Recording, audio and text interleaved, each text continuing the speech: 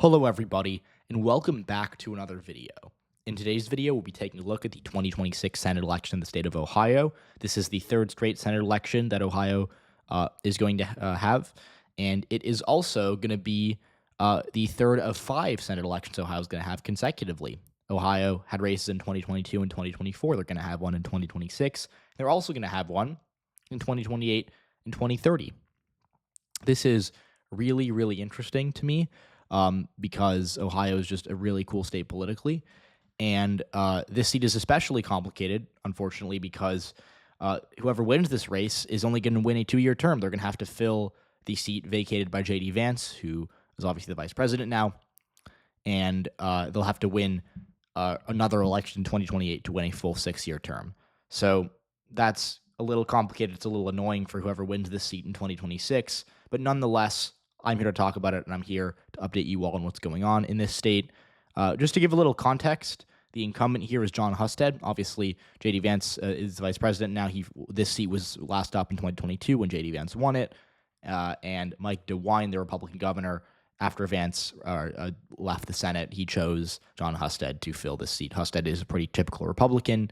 He is I'd say a reasonably strong incumbent, not super scandal-ridden from what I know, and he, to me, is one of the, from a purely electability standpoint, he's one of the better candidates Republicans could have picked. So that puts them in a strong position. But Democrats are excited because they seem to believe that they have landed Sherrod Brown, who's the former senator from the state, to run for this seat. Brown is, per a number of reports, talking to potential campaign managers and may be on the verge of jumping into the race. And if he were to jump into the race, he would almost certainly win the Democratic primary. Democrats probably clear the field for him, and he would run a competitive campaign. Now, it's easy to see, again, why Democrats are happy about this, or would even believe Brown would make it a real race if he were to jump in. Ohio is a state that is conservative, certainly, but has elected Democrats statewide federally in the past 10 years. The last Democrat to win a statewide federal election in Ohio was none other than Sherrod Brown back in 2018. And though Sherrod Brown lost in 2024, the argument goes he lost by 3.5 in a Trump plus 11.3 state.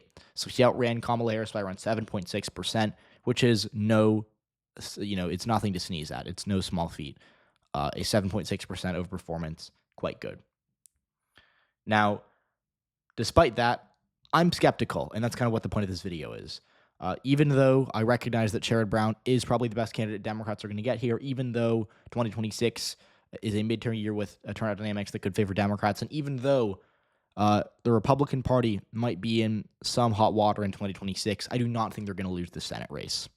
I'm not saying it's 100% safe, but be wary of people or of just Sherrod Brown hype, I guess I should say.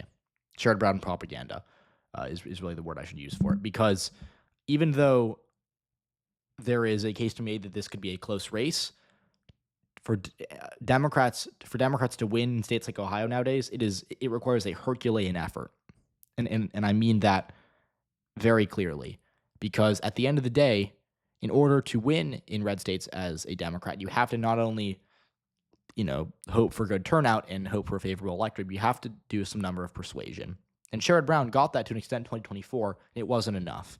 I recognize that he outran Kamala Harris by 7.6%, but he still was not that close to winning this race. He still lost by 250,000 votes. And that was, by the way, with a libertarian candidate who could have potentially been polling from Bernie Moreno. So overall, 2024 shows that Sherrod Brown's a good candidate, but more than that, it shows that Republicans have a pretty tight grasp on Ohio. So in today's video, I'm going to just talk a little bit. I'm going to give you basically 2 reasons why I think Republicans are going to hold on to this seat. The first reason is pretty simple, and it's that Ohio's electorate is just really good for Republicans right now. In 20 or 30 years, Democrats could potentially build a path to victory, assuming trends continue, which is no guarantee. And that path to victory would probably come through really good numbers out of Columbus and Cincinnati. These are areas that are growing to an extent, especially the more affluent parts of Columbus. These are areas that are bluer now than they were a decade ago. There are some precincts in Hamilton County, which is where Cincinnati is, and then Franklin County, which is where Columbus is, where Kamala Harris and Joe Biden outran Barack Obama, despite the fact that obviously Barack Obama won Ohio and Biden and Harris did not come close. So maybe in the future it'll be more interesting, but right now Ohio is a pretty red state, and so there's kind of three ways that we can recognize this, and we can kind of do a little political tour of the Buckeye State.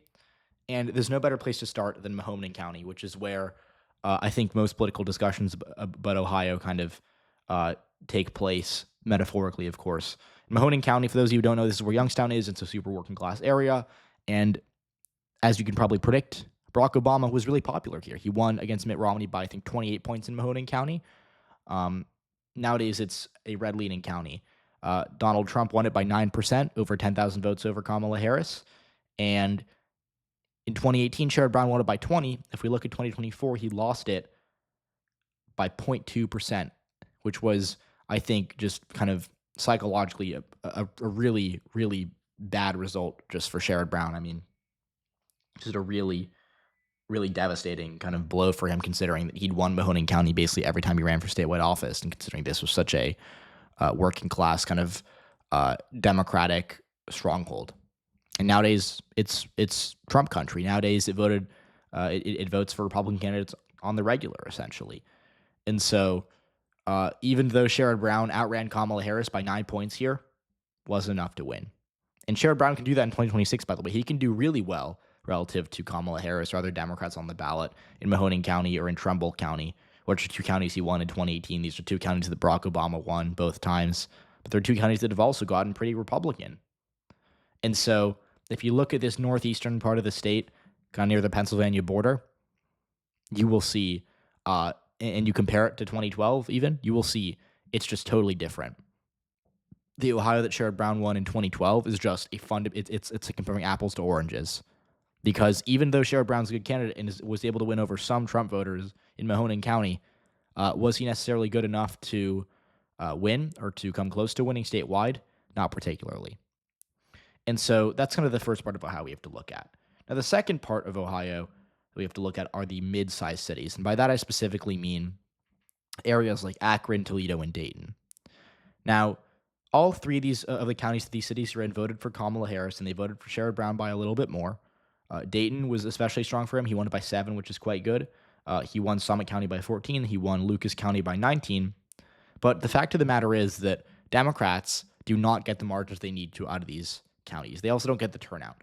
And if you look at how Barack Obama did in Toledo and Akron specifically, he did really, really well in both margin and turnout. He was getting thousands more votes than Kamala Harris or Sherrod Brown in 2024 in these counties back in 2012. Now, Sherrod Brown did marginalized, he was respectable across all three of these counties, but the turnout was not there for him. And in 2026, a midterm year, do we think that Sherrod Brown's going to get Democratic turnout back up to what it was when they were last winning Ohio consistently? It's a hard bet. And then the final thing we have to note here is that Cleveland, which was once a really, big part of Ohio's Democratic coalition, is no longer punching at the same weight it was. It's kind of like when you have like I hate to make this comparison, because this is just rare sports take on this channel. I believe that LeBron James is the greatest basketball player of all time. I'm sorry to any Michael Jordan fans I may have offended, but so this is no reference to LeBron, who's still 40 and is still dominating the league and is still putting up absurd stat lines, which is why he's the greatest player of all time. But Cleveland in Ohio, the comparison there is it's basically like an athlete or like a basketball or football player who used to be really good, who is washed. And so I don't say that as a joke. I hope it's, there's at least someone who's listening to this video who appreciates the comparison. But literally, if you go back to 2012, you look at how Obama did, or you go back to 2008, look at how Obama did, he was getting so many more vote nets out of Cleveland than Democrats do now. And if you look at what Kamala Harris did here, margin-wise, she was fine. I mean, it wasn't great. She got 65%. It could have been higher. I think Obama was in the low 70s. But, the problem for her wasn't that. The problem for her was that she netted only 180,000 votes. Barack Obama was netting well over 200,000 votes in Cleveland. I think it was 250,000 roughly in 2008. And so Sherrod Brown, he did a bit better than Kamala Harris in Cleveland. He got 67% instead of 65%. But at the end of the day, it wasn't close to where it needed to be. And so geographically, look at Mahoning Valley, look at the mid-sized cities, look at Cleveland. Even though Democrats have, kind of held their ground in Columbus and to an extent in Hamilton County, clearly there's not enough, support for them across the state to build a winning coalition unless something fundamentally changes.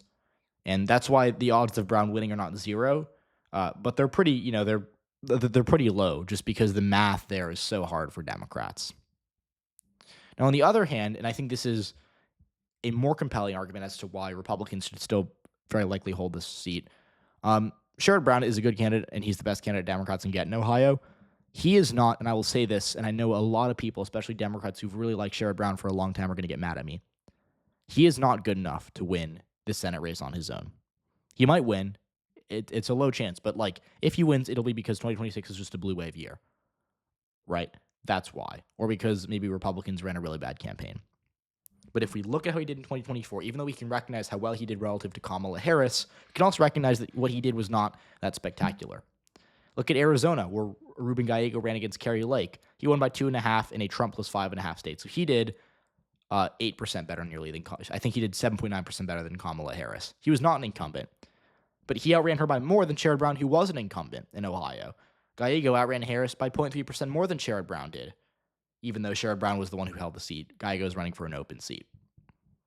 Go to Montana, where Jon Tester was the other Democrat who was a senator in kind of a similar position to Brown. He was an incumbent who'd first won in 2006, who was in a red state, who needed to win a lot of ticket splitters. Tester lost by 7, which is more than Sherrod Brown, but he outran Kamala Harris by 13, which was a really good performance. People don't talk about that enough either. Tester ran a brilliant campaign, and he would have potentially won if Harris had done better in Montana. He outran her by 13 points, which is more than Sherrod Brown's 7.5. So comparing Sherrod Brown to other Democratic candidates, he's good. He's better than the average, but he's not, in 2024 even, he was not as good as Tester. He was not as good as Gallego. And so at the end of the day, we can recognize that he's a really strong candidate. We can recognize that he's the best Democrats can hope for, but he is not strong enough to warrant a change in the race so severe that you view Ohio as a pure toss-up now. He's just not. And by the way, a lot of people are going to say, oh, what about 2018? 2018, first of all, is not super relevant given the context of 2024. But in 2018, I can explain why Sherrod Brown won by 7 points in 2018. He won by 7 points in 2018 because Ohio was a bluer state in the 2010s than it is now, and fundamentally because Republicans did not really try in that race. The energy and effort that you put into a race really, really matters. And when you don't try in a race, it's going to be bad. It's going to be really, really bad. And the Republicans gave up. They triaged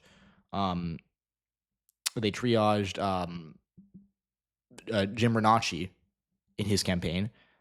And ultimately what happened was Democrats ran away with that race because Republicans gave up. And that's why Sherrod Brown won by so much. So you can look at his past performances and you can talk about how well he did in 2024. You can say he's a good candidate, but he's not good enough to flip this seat, at least based on what we're seeing as of right now. So let me know what you think. Please let me know what you're expecting out of this race, and I'll see you all in the next video.